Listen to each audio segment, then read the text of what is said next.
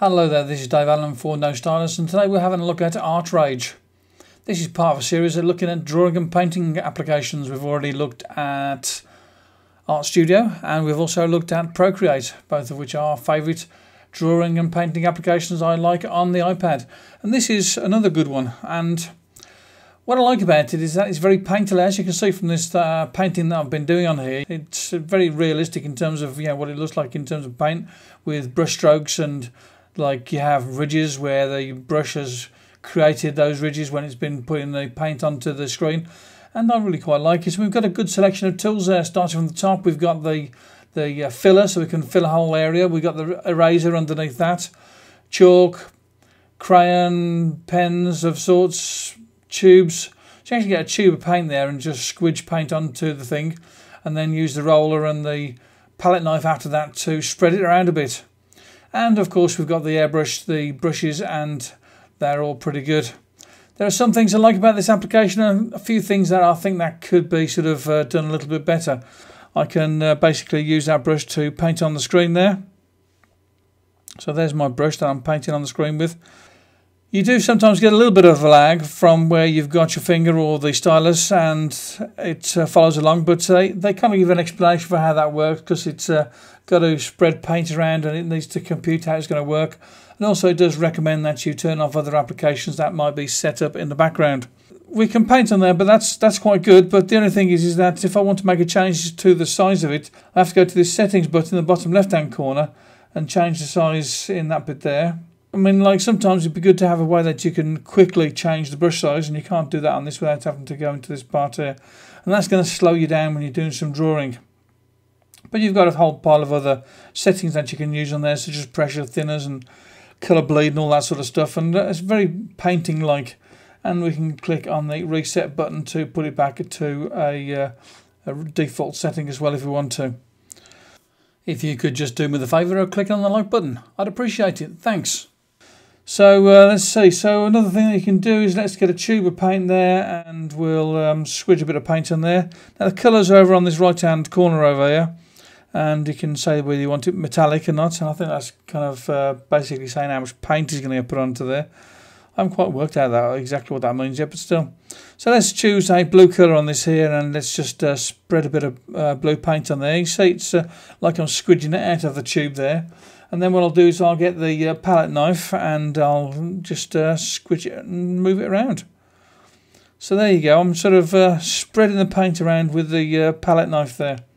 I can move those brushes out of the way there if I want to, and the same with this here. I can move the colour palette out of the way. And you do get some nice textures with this, and that's really quite nice, isn't it? Okay, so what else can we do with this? We can open this up and import an image to have a reference. So if you're doing something that's based upon a photograph, you want to be able to see it actually on the screen. You don't have to have something printed out. So for instance, I might go into this here and I might decide that I want to use this here as my reference. And I can move this around the screen. 2 fingers, and I can move around the screen, rotate it as well if I want to. We've got to zoom in and out with this here using 2 fingers on the image there.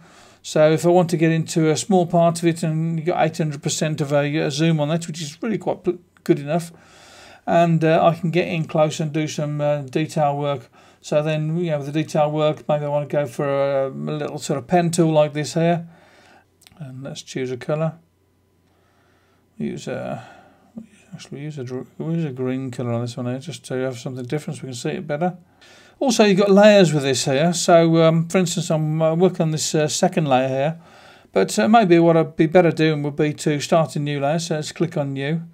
And there's my new layer there. And I can move these layers around as well if I want to. Okay, so I move that there. And let's put it at the top. So it's not too bad. You can turn layers on and off. So, for instance, if I go back to this layer here, I can press on the button where it's an eye, and I can turn that off. And I don't know what that one in the middle there does. Oh yeah, that does the opacity. There is an opacity slider that you can use, but there's also a way of just putting it in with using a number. So let's just come out of that there. So let's say I want to, I'm just moving the stylus up and down this here. So that's reduced the opacity down to about 60%. and that's moved it back up to the top again. So just moving the stylus about a centimetre on the screen there, up and down, to change the setting on that there. And with care you can get it set fairly nicely. So let's put the opacity back up at 100 again. And then this here, it selects the alpha, or it turns the alpha on and off. I don't tend to use that very often, but it's there if I want to. Now this one here, we can go through some of the layer options. We can do duplicate layers, transform layers, merge layers down, all this sort of stuff. We can go into canvas settings. So in canvas settings we might want to have a rougher canvas. We want to make it more metallic, so obviously that's I think that means that the paint gets stuck onto the canvas more, and we can change the colour of it, we can change the grain of it. So we could go for maybe canvas one there, or we could go for a coarse paper. There's a few presets that you can use with this here, so we could go for maybe a paper, watercolour. Okay, so let's go back to our tools here, and I've got the pencil setting there now, and in these pencil settings I can go to some presets. So for instance, I might decide that I want to go for a hard and dark one there, so I can now sort of draw on this here. You see I'm still drawing with the green there. You can see it's still looking a little bit pixelated there because we're actually zoomed in quite so much there. And I can change the colour on this here and put a dark colour around the outside of that there. Maybe I want to see some sort of colours in this here. Another thing I can do is see this little thing in the middle here. This is a eyedropper tool here. So maybe I want to select a colour from here, and you see I've got a colour that is being represented in the top part there, the little sort of bow-shaped thing. So let's say I want to use that grey sort of colour there. So now what I can do is I can just go in there and start drawing. It is also possible to use a reference picture there and do some tracing over the top of it. I haven't really sort of done an awful lot of that type of work with it yet, but it is possible to do. So let's zoom back out of that a little bit, and you can see the drawings I was doing on there with the tool. It's going to look quite good when you bring it down to 100%. So there's 100%. You can have whatever size you want with this here. There is a maximum size of image, which corresponds to the size of the resolution of the iPad. We've got this tool here, which is a roller, and now I'm just sort of rolling colour over the top of that there. And it's using the colour that was in there already, the grey sort of colour. Let's change that and make it more sort of this, let's change that there. And as you can see while I'm doing this here, let's just zoom in a bit closer to this here. And as you can see while I'm doing this here, it's actually sort of mixing with the paint that's underneath. So that's quite good. Let's go back to the palette knife again. And this is just spreading the colour around that's already on there. And you can make yourself some really quite nice textures on your drawing there to make your painting more interesting. Not just sort of flat sort of colour that you get sometimes with these drawing applications where they look a bit sort of too digital. This one here is actually looking quite sort of painterly.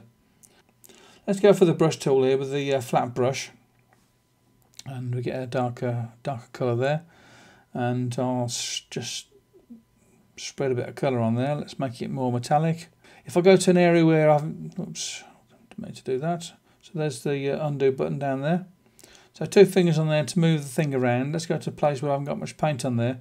So I go to this bit over here, and you can see the paint's going on a bit different there because of the fact that I haven't got paint underneath it, which is affecting it. And also what you'll notice as well is that the paint only lasts a certain amount of time that your stylus or finger is on the canvas, because it'll see the paint runs out. You see there you've got like the tail to the end of it. That's because the paint ran out of it, as it was supposed to, which happens when you're doing paintings with actual paint on the end of a paintbrush. Let's change the colour on this here, put a different colour on there. Let's go back into this. And now so I'm painting this here, and I've got the paint which is actually mixing with the other paint that was put on with the other colour prior to the colour that I'm using now. So you can do on-screen mixing of colour. A dark sort of colour there, maybe it's a bit too metallic looking there. So as you say, I like this application. It's quite good. There's a couple of things I'd like to see improved on it. I'd like to see some sort of way of changing the size and opacity of the brush directly on the screen without having to go to a menu. I'd be a bit happier. And so yeah, this is your colour palette, this here. Okay, so with this colour palette here, so I can add a sample there. So that's added the colour that I've got on the brush at the moment. And I can sort the colours that are in that colour samples as well, so that's quite good too. I like that. That's good if you're working with a image there and you want to keep within a particular colour range, that's great. And also what we can do with this here is we can set size and rotation, we can hide the reference, remove reference, or we can make it into a tracing image. So I've changed it to a tracing image there. So if I draw over the top of it now there, it should trace it. So there you go, that's what you can do with ArtRage. And we'll probably have another look at this at a later stage and look at some of the tools in a little bit more depth. So this is Dave Allen for No Stylus, and we've been talking about ArtRage. Bye-bye now. Thanks for watching the video, and why don't you check out the other videos. Here's two of them. There's one video there and one video there that you can click on and go and have a look at now. And don't forget that you can also subscribe. Talk to you again soon. Bye-bye now.